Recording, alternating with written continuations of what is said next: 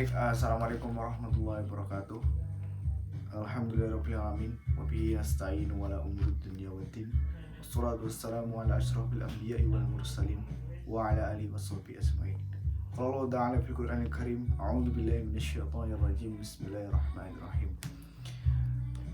Wal takum minkum ummatun yad'una ilal khairi wa ya'muruna bil ma'rufi wa yanhauna 'anil munkar wa ulaika humul muflihun.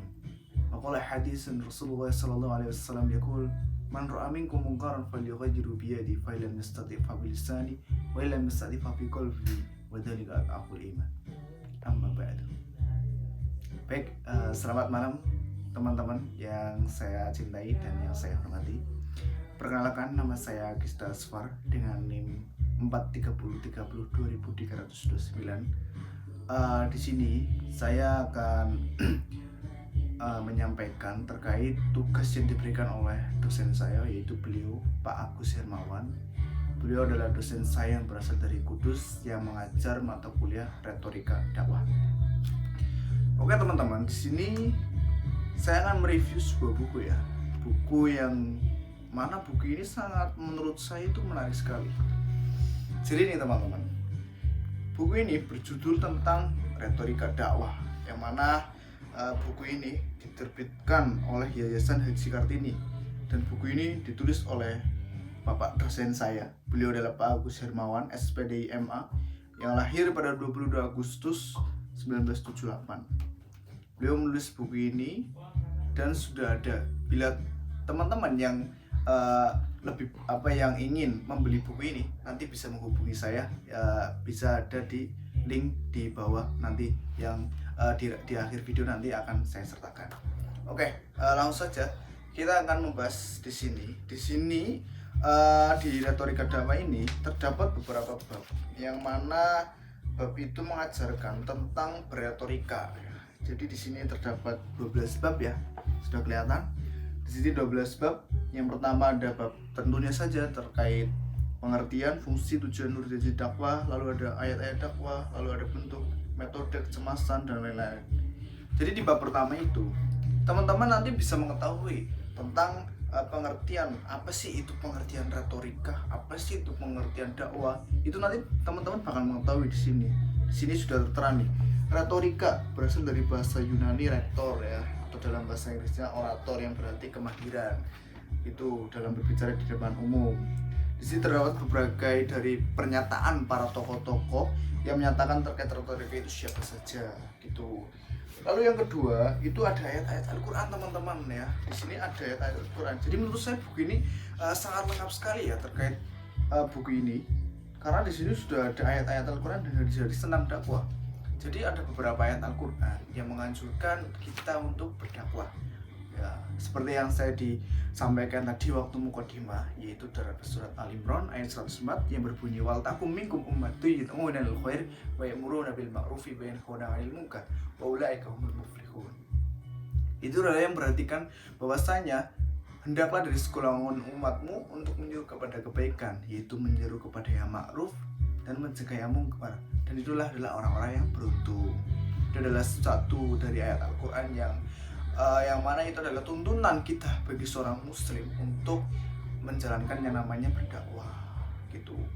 Lalu ada juga dari hadis ya. Di sini hadisnya itu adalah dari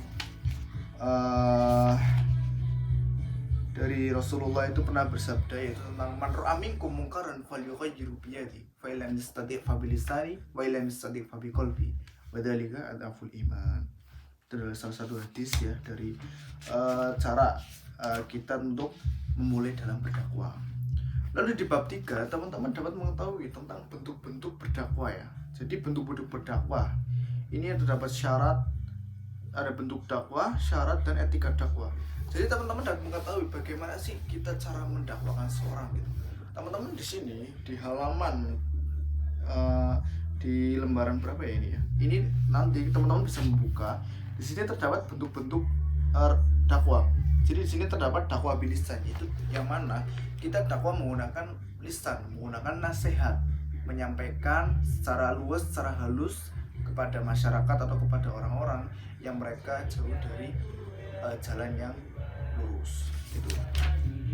Lalu yang kedua adalah dakwah bil qalam, yaitu suatu kegiatan yang menyampaikan pesan dakwah melalui tulisan. Jadi strategi ini atau macam-macam bentuk dakwah itu. Yang kedua itu adalah dengan bil qalam atau dengan cara tulisan. Jadi kita mendakwakan seorang dengan cara koran-koran, yang mana koran-koran itu berisikan tentang kajian-kajian untuk orang-orang untuk kembali lagi ke jalan yang benar lagi.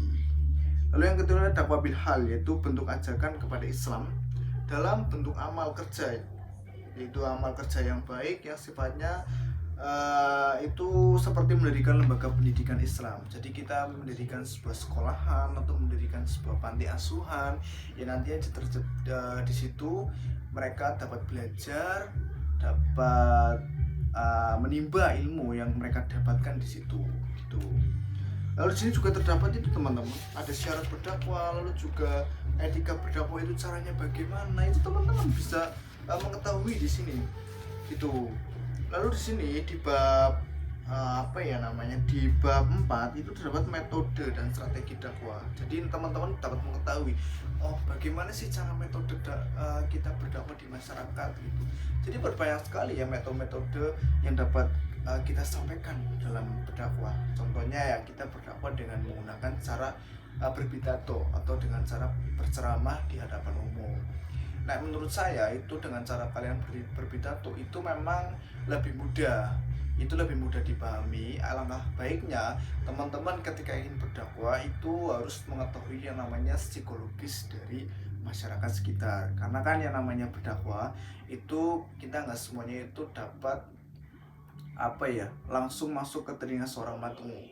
Jadi kita butuh beberapa yang namanya strategi atau metode-metode pendekatan secara psikologis. Kalau memang di situ mereka adalah orang-orang yang awam, ya kita memberikan pendakwakan itu secara secara bahasa yang mudah dipahami lah, jangan bahasa-bahasa yang terlalu tinggi gitu.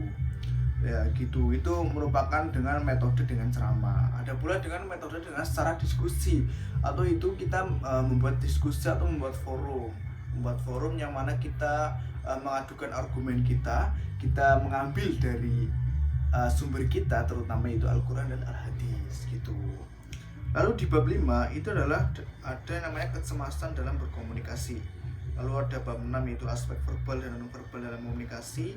Lalu ada bab 7 adalah objek, sasaran, dan materi. Lalu ada kompetensi pendakwah.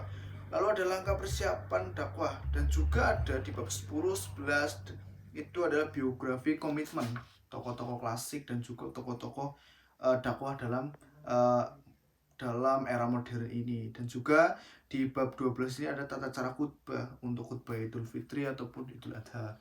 Jadi itu nggak apa lagi teman-teman pasti nggak bakal bosan yang menurut saya dengan buku ini, karena buku ini itu menggunakan bahasa yang mudah dipahami yang ditulis oleh beliau yaitu Bapak Agus. Menurut saya buku ini sangat recommended buat teman-teman yang ingin belajar sebuah retorika berdakwah tentang bagaimana teman-teman bisa public speaking teman-teman nanti di hadapan umum itu bagaimana. Menurut saya beli ini saja gitu, karena menurut saya mungkin ini adalah bisa dipelajari dari teman-teman dari kelas 1 SMP bahkan sampai kuliah itu pun bisa gitu. Jadi tunggu apa lagi teman-teman, mari kita berdakwah bersama-sama untuk menggapai tujuan kita dalam berdakwah, yaitu untuk menegakkan ajaran Islam agar Islam ini semakin maju, semakin erat tali persaudaraannya, dan semakin bertoleransi antar suku dan agama gitu. Dan nanti jika teman-teman berkenan untuk, sekali lagi ya teman-teman barangkali berkenan untuk membeli buku ini, nanti saya kirim link di bawah ini ya. Silakan nanti teman-teman dapat menghubungi saya, ataupun nanti saya cantumkan nomor WA di situ. Nanti teman-teman bisa menghubungi itu nomor ke capek yang punya buku ini gitu. Ya mungkin hanya itu yang dapat saya sampaikan, kurang lebihnya mohon maaf. Oke, salam. Assalamualaikum warahmatullahi wabarakatuh.